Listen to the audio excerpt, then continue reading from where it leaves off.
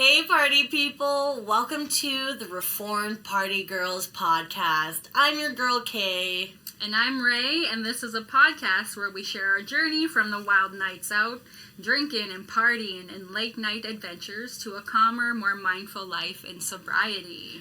This week's episode, we thought we'd take you on our wild ride with some wild stories. Because, girl, we have them. We have a few. We keep saying we have all these crazy stories, so here's a few of them. One that really came to mind, and I think back and I'm like, what the fuck were we thinking? Which time? This one is the river float story. Okay, yes. Take it away. So I was dating my ex, the narcissist we talked about in our relationships episode. He had a young son at the time. He was 7. And my best friends, my party friends, all love to go river floating. So I hit up Ray. I'm like, hey girl, what are you doing? Grab your swimsuit. We're going to go float down the river. Yeah. And I can't remember. I think me and Oakland were very, very hungover. I think we had partied the night before. So I think the drinking had already started. Yeah. And again, I remind you, there was a young child with us. Yeah. So we all meet up. We all get the float on. We're chugging the tubes down to the river. And I remember when we get there, there's some young kids swinging off a rope off like the edge of a cliff into the river. And as we're getting our gear on, I look and I'm like, I'm gonna go do that. Yeah. I'm gonna go fucking do that. And so I do it, and it was a really good reminder that I'm not a 14-year-old boy. So I remember grabbing the rope, and I'm like, I'm gonna fucking nail this. Like, I'm gonna swing and do like a backflip and like show everyone. I barely made it off the cliff before my arms let go, man. And you lost your sunglasses. I lost my sunglasses. It was the start of the float. Sunnies were gone. But it was fun. A funny little side note I want to bring up. We'll call her Fiona. We were like getting ready with all our floaties and whatnot, and her bottom bathing suit was like, she didn't put it on right or something, so her whole vagina was just showing. Middle of the day, and finally afternoon. Kay's like, hey, Fiona, your vagina's hanging out. Girl, the vagina's out. Yeah. And again, I'm reminding you, we're doing all this with the child. Yeah. I just thought I'd add that in there because it was so funny. Because I remember seeing it, but like you're closer to her, like I barely know her, so like, oh, what do I say? And like, and her boyfriend was there too. Like you'd think he would have seen it or say something, but he didn't. And finally, you're like, hey, Fiona, your vagina's hanging out. So good start. You know, I'm swinging off a rope. I'm losing my sunglasses. We've already seen some pussy. Yeah. Like, you guys are in for it. So we tie up. We're going. We get the music going. And obviously, the drinks are out. The alcohol's out. Yeah. And I would say the float was like maybe 3 hours. I think it was like 4 hours. 4 hours. Yeah. Like very leisure. And it was a hot day. Like none of us had hats on or sunscreen. Yeah. But we had the beers. Yeah. And I had the cocaine. And the cocaine. Thank goodness for that. So we're floating and we get wasted. We get drunk. Like my boyfriend, my ex, he was really going into it. He was probably the drunkest out of all us. I know I didn't drink too much because I was driving, but I was doing the cocaine for sure. So like halfway through the float, there's like a little island. So we paddle out to the island because my ex is like, does anyone have any cocaine? Like, he's at the point where he's drunk and he needs it. And, you know, it only takes, like, 1 beer for your mind to go, like, time for that. Fiending. Yeah, fiending. So we pull over, and, like, there's lots of people out. There's lots of people out today. And we, like, go behind a bush. Where was the kid at this point? Were you distracted? I think we were taking turns, like, distracting. And so, like, we take turns, like, going to the bathroom, like, behind a bush. Quotations. Yeah. To, like, do some lines, like, to get us, like, halfway through our journey. And we get back on. I remember I kept jumping into the water and letting, like, the current take me away. Like, and this is, like, the dirty, like, North Saskatchewan River. I'm not in the ocean. Right in the middle of the city. Yeah. Like, who knows what's in there? Like, it smelled. Like, there were times where we're like, away from that tube. Yeah. Toilet water coming out that. Avoid. And we're floating down. Crazy, I don't know if I told you this, but I remember, like, Oakland looking at me, and, like, he was drunk, and, like, the mouth mumbles were happening. Yes. And he looked at me, and he goes, am I not fun enough for you? He said that? Yeah, he's a very insecure man, and, like, you know, I think he had a lot of predetermined notions about who I was as a person. And because of the fact that I, like, jumped off that rope and stuff, I think, like, that's why he got really drunk, because it made him insecure, because he's like, Kaylee's this really fun girl. And he's around all your friends, and he wants to prove that he's fun. And and he's like, because I'm, like, scared to do things like that. And, like, he was feeling, like, really insecure, which is why I think he was drinking so much. Yeah. And for me, I'm like, no, like, there's only room for one of us to be that crazy, and that's me there. But yeah, so I think he was already having, like, a really weird day, and so he just continued to drink and drink and Plus, drink. if you guys were hungover as well, right? Probably trying to get over that hangover. Yeah. And so when we, like, finished the float, 4 hours later in the hot sun, I remember, like, he drove there, like, and Ray drove there. We had a bunch of cars, but he had to get his son back to baby mama's place. And two, I remember his kid was, like, having heat stroke, like, in the sun. Yeah, like, I remember everyone. No one was being a parent to that kid. No. We were partying, and this kid was along for the ride. Right, and again, I look at it, and I'm like, how did we normalize that? How is that okay? But especially letting you guys, like, hop in the vehicle with the kid and drive off. Like, also, like, he's lucky I brought cocaine to, like, sober him up a little bit. But... Well, I remember when he got in his truck to drive, remember, he came up to you again and was like, can I get one for the road? Yeah. And again, like, we're all there. We all let him get into the vehicle, so the plan was for him to drive his kid home while me and Ray went and picked up more blow. No, you were with him. I went to his place to wait for you guys. Remember, you guys got shit by the baby mama? Yes. Oh, yeah. Well, I think he dropped me off at his house because I wasn't with him. Oh, right. Then he came back. Yeah. Okay, yes. Yeah. Yes. So then Ray came to meet me, and he went to drive. And it was a long time, so me and Ray went to go get more blow, and I think to continue drinking at his place. Yeah.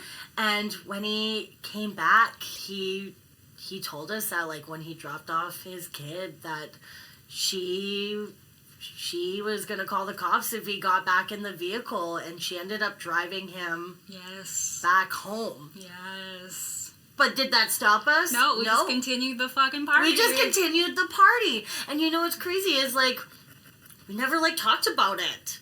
No, he just told us his story. I'm like, oh, shit, that's wild. Let's bust up lines. Another line. Bust up them lines. You know, and it's like... I'm sure you guys are listening and you're like, what the fuck? Yeah, like, that is fucked up. It is fucked up, but, like, in the time, you know, it was just another party. It was just another day, and it was, you know... If you don't talk about it, like, did it really happen? Yeah. Right? And I look, and, like, we're around a large group of people. Yeah. Not a single person said anything. No. Right? And, like, Well, I remember, I think I did ask, like, is he okay to drive? And then that's when he asked for more blow.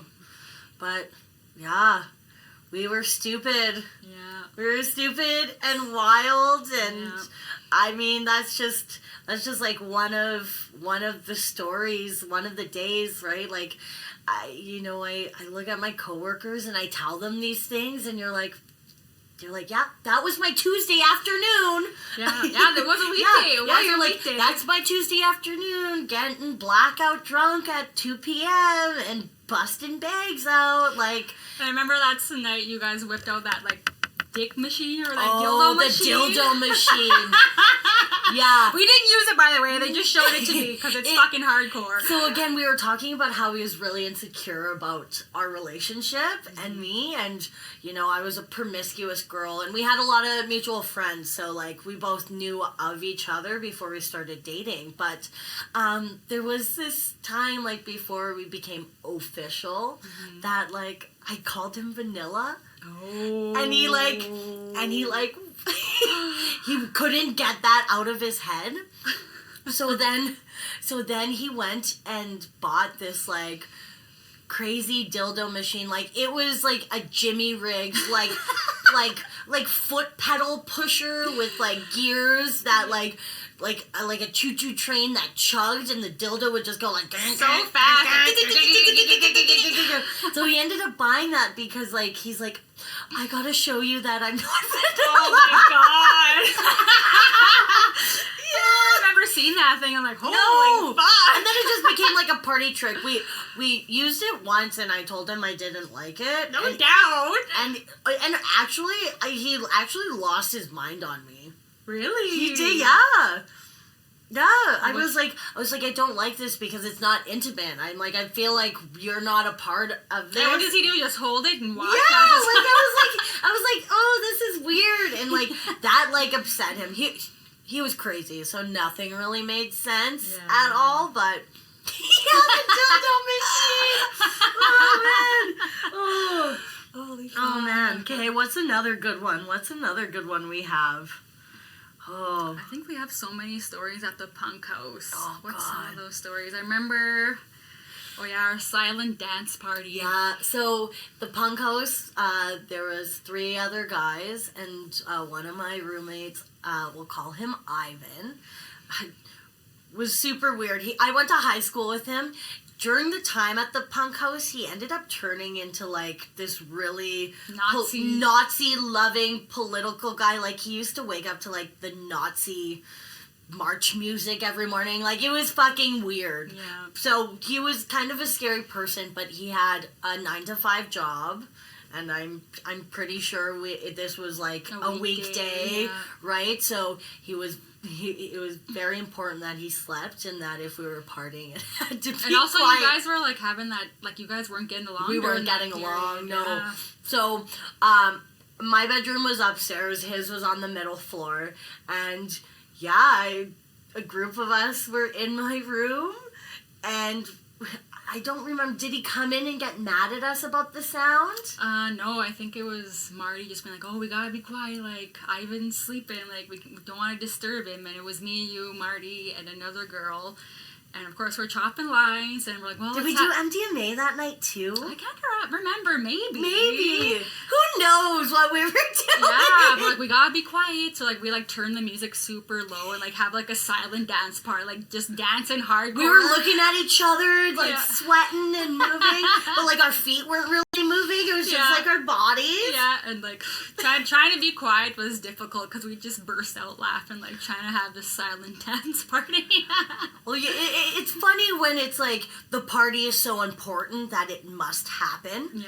No matter the cost, whether the sound's on or not. Yeah. we're gonna party no matter what. Like. Yeah, and I remember that night, like, so my friend left, and I spent the night, and I went to your basement where you had a mattress laying on the floor in the middle of the basement, and you guys had a bathroom down there as well.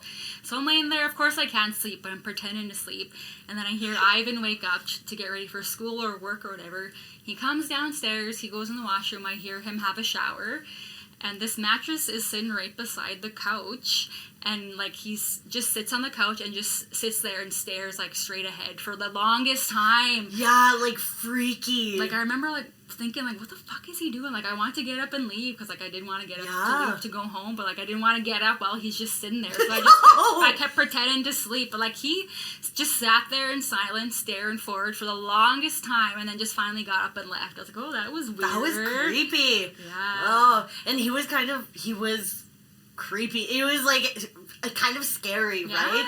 I remember you like, I don't know if you said goodbye. Like I feel like did you just get up and leave when he left? When he left, yeah, I just got up and left. Yeah. I remember us talking about it and you being like, that was fucking weird. Yeah, like, what are you doing? And like I'm sure he seen me sleeping on that mattress. Yeah, of course he did. So like, why are you just sitting on the couch staring like straight ahead, just like sitting there in silence for the longest time? Like it was weird. Those Coke nights where you can't sleep, but like you don't want to move because you're like, if I move, then my chances of sleeping are less, and you're like just like stuck there, and it almost feels like he knew. Yes. Like he knew, and it was like some weird form of torture. Yeah, I was like, what are you contemplating, bro? Like, what are you thinking about? Like, what's going on in that brain of yours? Even at that house too, like for a time there, I used to think I was a freestyling rap god. Hey, you're pretty good. Yeah, though. so we used to have a bunch of people over. So the big parties would always happen on the weekend, and like our house was where everyone would end up, no matter what, and like all the different rooms would have kind of like their different things going on. So like the kitchen table was always where we played asshole. Oh yeah. That's where the night always ended. Yeah. We would end up playing card games. And too, right? Like this is the end of the night when the booze runs out and everyone's just saving on to the last little bit of cocaine. We wouldn't talk. Not a single person would say a word to each other, and we would just play cards over and over and over again. But Ivan's room was always the freestyle room. Yeah. And Ray's cousin was the rat-a-tat-tat king. Creepy crawly in the night, rat-a-tat. And like, it was just always end up in these freestyles. And you know what? Were they good?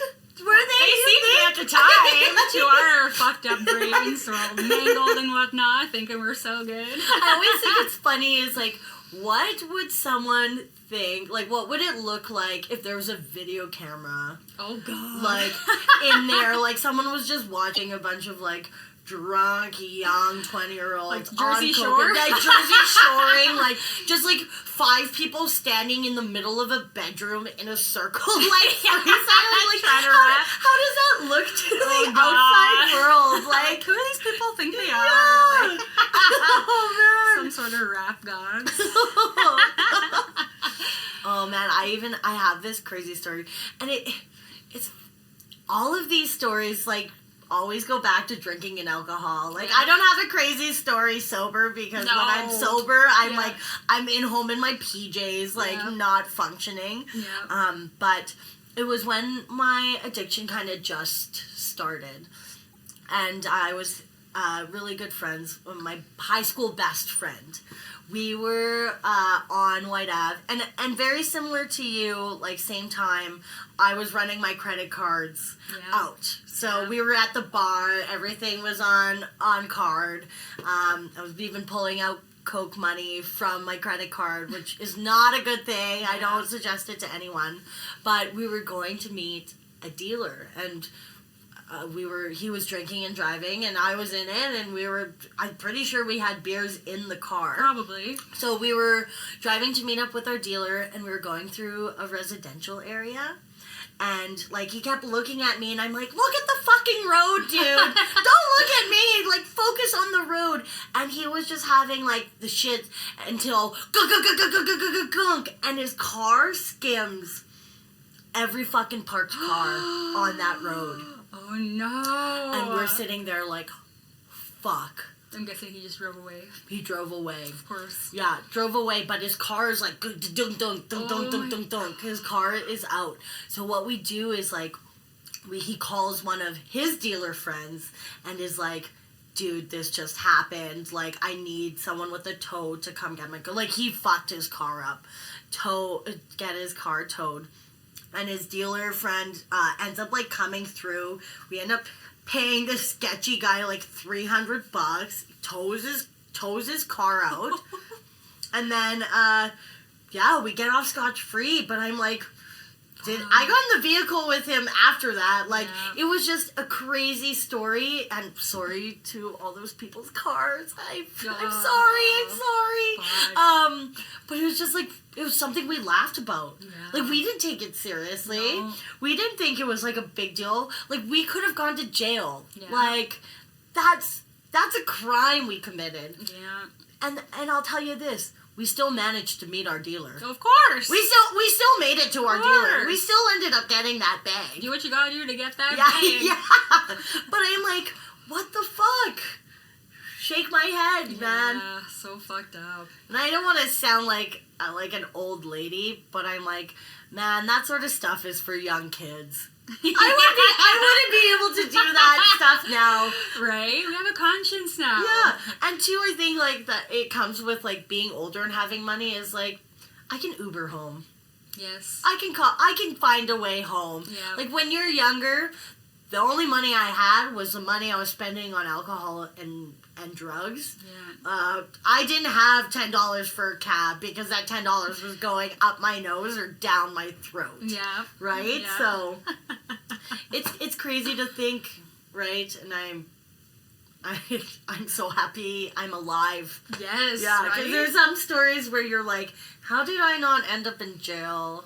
How am I not dead? Yeah, like how many times have we gone the seat with a drunk driver and like just zero fucks given, like having the time of our lives, like so fucked up. It's so fucked, and no one says anything. When I was working at the pub, we weren't allowed to drink on shift, but that just meant when we finished work we were getting fucked up.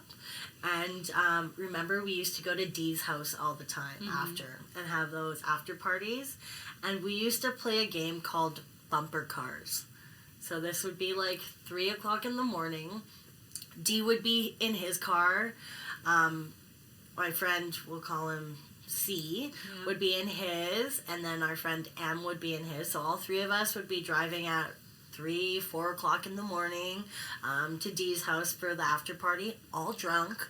And they would play this game because no one else was on the road where they would rear-end each other. What? We would rear-end each other. Oh my god. Yeah. Do they not give a fuck about their vehicles? No, it used to be like little tabs, and it was like bumper cars, and they would do it the entire drive to the house. Oh my god.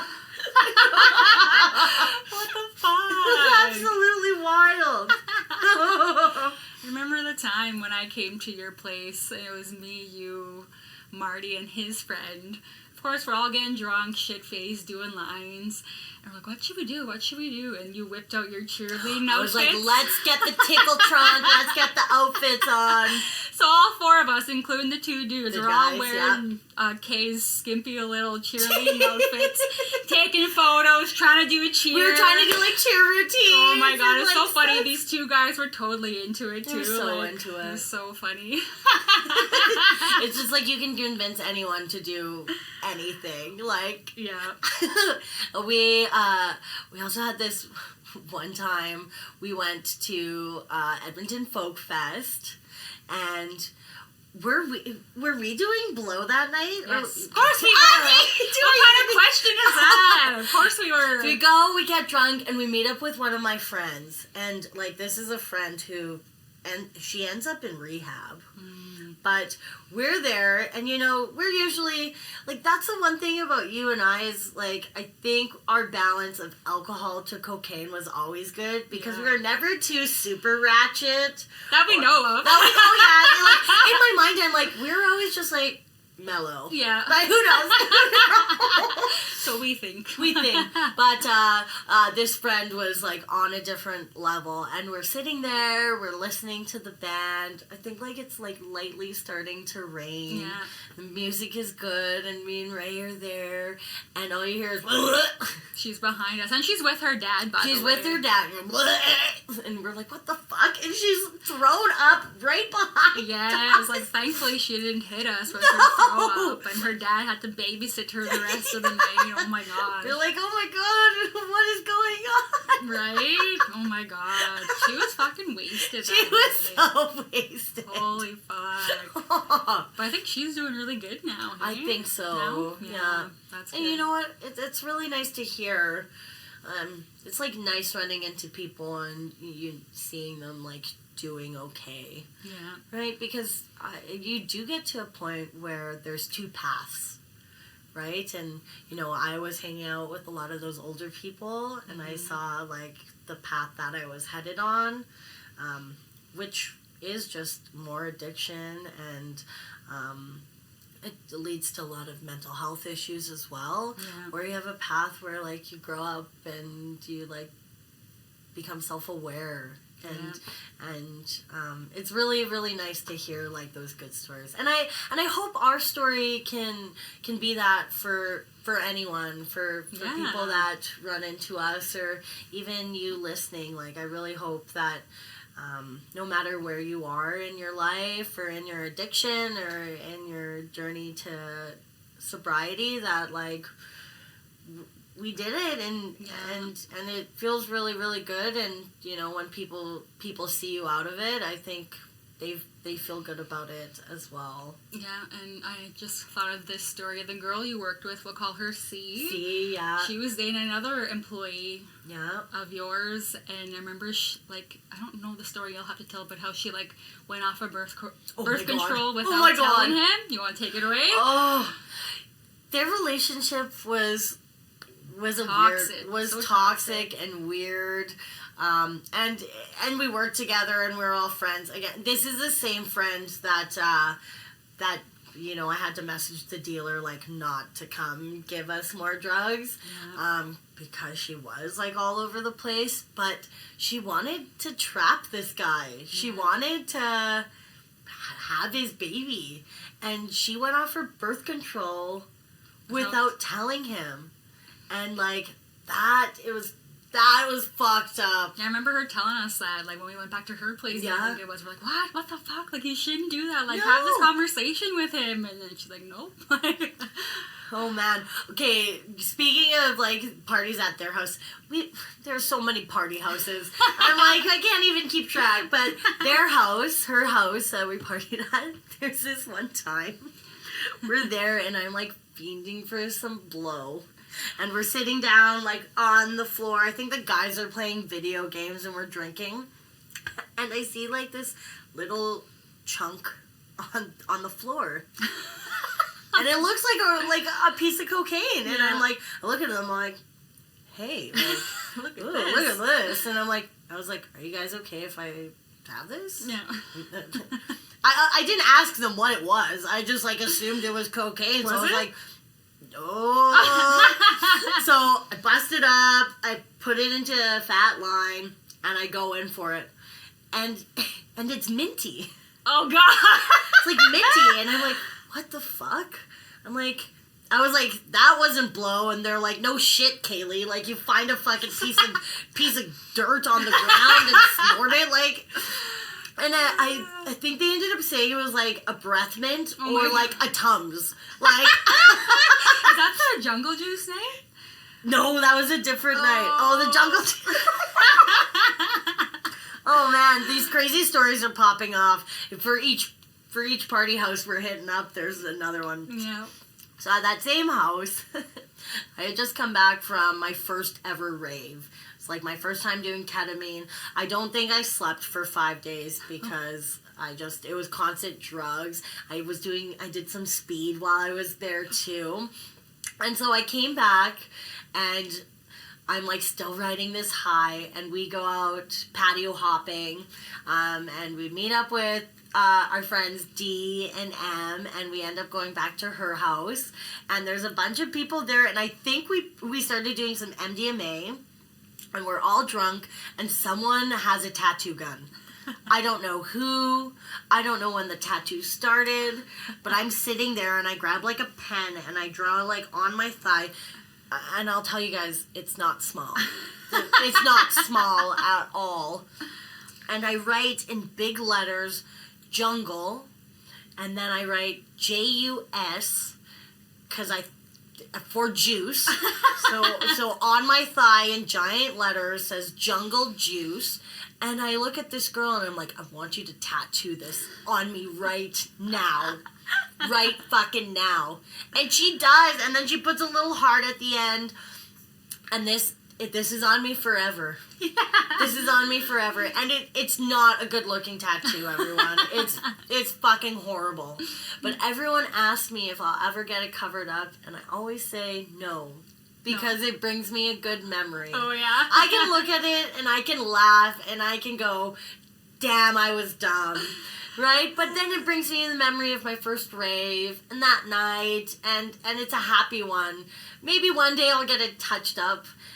And, like, people have asked me, like, now that I don't drink and aren't doing drugs, like, you know, would you? And I'm like, no, because, again, like we've talked about a lot throughout this podcast, is that it's a part of my life, and it's something that I'm okay talking really openly and freely about, and it's not something I'm ashamed of or want to hide, and, you know, that piece there is a constant reminder of who I was and how much I've changed since then, and just taking it like like in the most positive way I can, right?